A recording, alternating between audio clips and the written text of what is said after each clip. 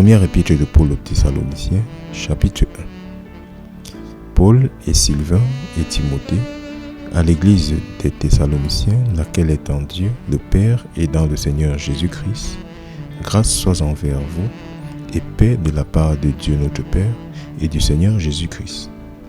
Nous remercions toujours Dieu pour vous tous, faisant mention de vous dans nos prières, nous rappelant sans cesse votre œuvre de foi et votre labeur d'amour et la patience d'espérance en notre Seigneur Jésus-Christ, à la vue de Dieu et notre Père.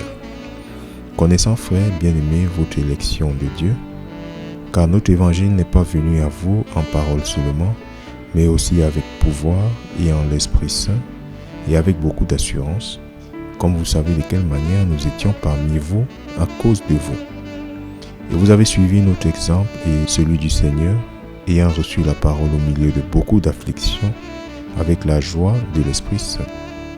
De sorte que vous avez été des modèles pour tous ceux qui croient en Macédoine et en Achaïe, car par vous, la parole du Seigneur a retenti non seulement en Macédoine et en Achaïe, mais aussi partout, votre foi envers Dieu s'est répandue de tous côtés, de sorte que nous n'avons pas besoin d'en parler. Car eux-mêmes déclarent à notre sujet de quelle manière nous sommes entrés chez vous, et comment vous vous êtes tournés des idoles vers Dieu pour servir le Dieu vivant et vrai, et pour attendre du ciel son Fils qu'il ressuscita d'entre les morts, c'est-à-dire Jésus, lequel nous délivra du courroux à venir.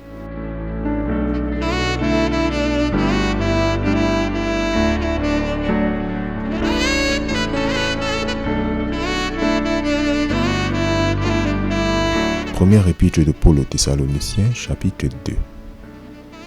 Car vous-même, frères, connaissez notre entrée chez vous, qu'elle n'a pas été en vain, mais même après que nous ayons souffert auparavant et avions été honteusement traités, comme vous le savez à Philippe, nous avons acquis de la hardiesse en notre Dieu pour vous parler de l'évangile de Dieu avec beaucoup de contestation. Car notre exhortation ne comprenait ni tromperie, ni impureté, ni ruse, mais comme il nous a été permis par Dieu de nous confier l'évangile, oui, certainement nous parlons, non comme plaisant aux hommes, mais à Dieu lequel éprouve nos cœurs. Car nous n'avons à aucun moment utilisé de paroles flatteuses, comme vous le savez, ni un prétexte de convoitise, Dieu en est témoin. Ni n'avons recherché la gloire venant des hommes, ni de vous, ni encore des autres, lorsque nous aurions pu être à charge en tant qu'apôtres de Christ, mais nous avons été aimables parmi vous, comme une nourrice chérit ses enfants. Étant ainsi affectueusement désireux pour vous, nous étions disposés à vous communiquer non pas l'évangile de Dieu seulement, mais aussi nos propres âmes, parce que vous nous étiez chers. Car vous vous souvenez, frères, de notre labeur et notre peine, car nous adonnant nuit et jour, parce que nous ne voulions pas être à charge à aucun de vous, nous vous avons prêché l'évangile de Dieu. Vous êtes témoins, et Dieu aussi, comment saintement et justement et irréprochablement nous nous sommes comportés parmi vous qui croyez. Comme vous savez bien que nous avons exhorté et réconforté et chargé chacun de vous, comme un père le fait pour ses enfants, afin que vous marchiez d'une manière digne de Dieu, qui vous a appelé à son royaume et à sa gloire. Pour ce motif aussi, nous remercions Dieu sans cesse parce que, lorsque vous avez reçu la parole de Dieu, laquelle vous avez entendue de nous, vous ne l'avez pas reçue comme la parole des hommes, mais comme elle est en vérité, la parole de Dieu, laquelle agit efficacement aussi en vous qui croyez. Car vous, frères, avez suivi l'exemple des églises de Dieu qui, en Judée, sont en Christ Jésus, car vous aussi avez souffert les mêmes choses de la part de vos propres compatriotes qu'elles ont souffert de la part des Juifs, qui ont tué et le Seigneur Jésus et leurs propres prophètes et nous ont persécutés et ils ne plaisent pas à Dieu et sont opposés à tous les hommes, nous empêchant de parler aux gentils afin qu'ils puissent être sauvés, pour remplir toujours plus la mesure de leurs péchés, car le courroux est venu sur eux jusqu'à l'extrême. Mais nous, frères, étant tenus éloignés de vous pour un court moment de votre présence, et non de cœur, nous avons essayé avec grand désir d'autant plus abondamment voir votre visage. C'est pourquoi nous serions venus à vous, c'est-à-dire moi, Paul, une fois et voire deux, Mais Satan nous en a empêchés, car quelle est notre espérance ou joie ou couronne de réjouissance? N'est-ce pas même vous, en la présence de notre Seigneur Jésus-Christ à sa venue?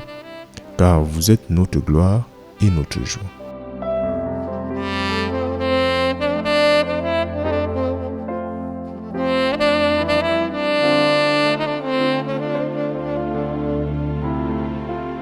Première épître de Paul aux Thessaloniciens, chapitre 3.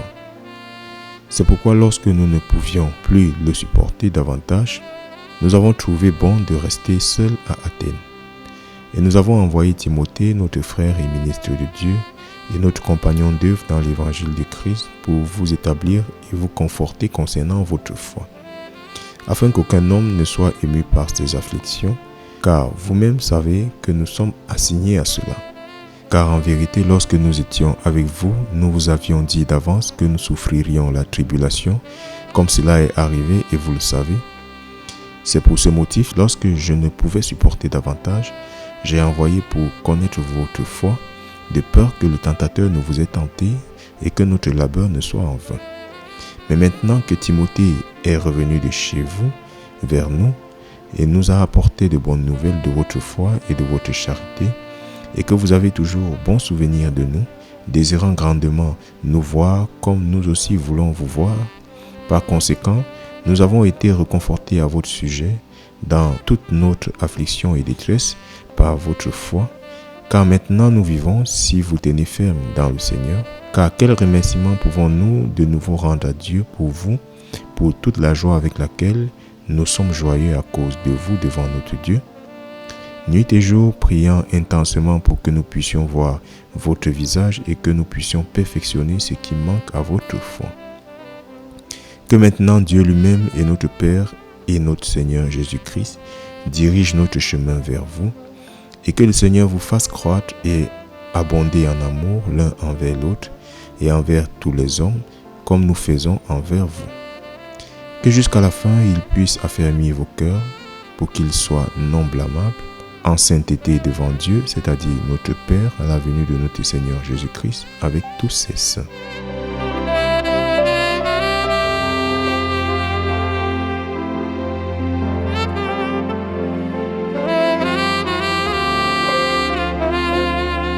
Première épître de Paul aux Thessaloniciens, chapitre 4.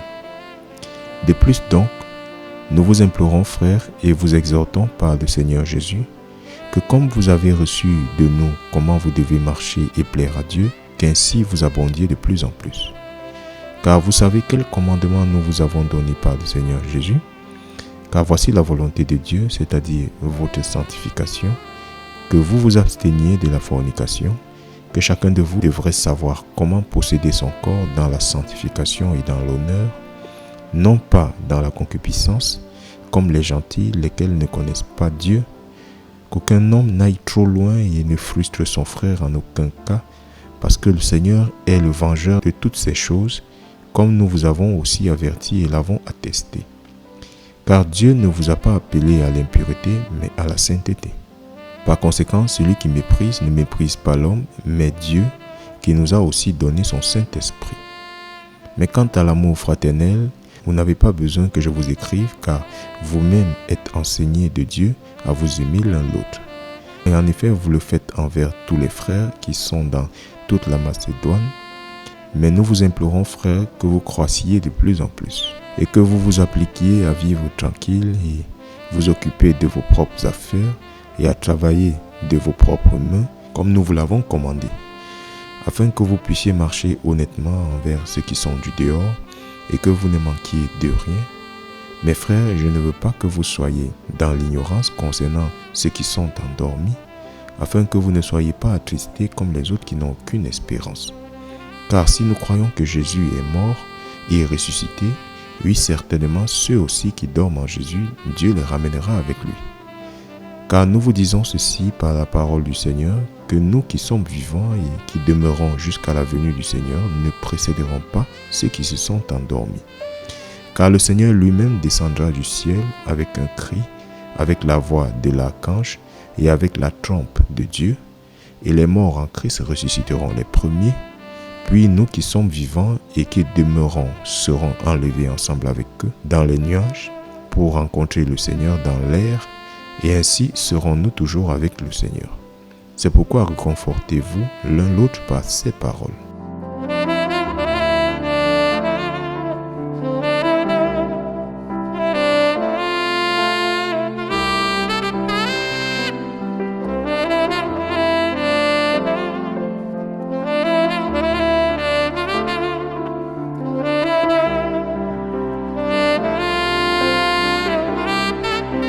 Première épître de Paul aux Thessaloniciens, chapitre 5.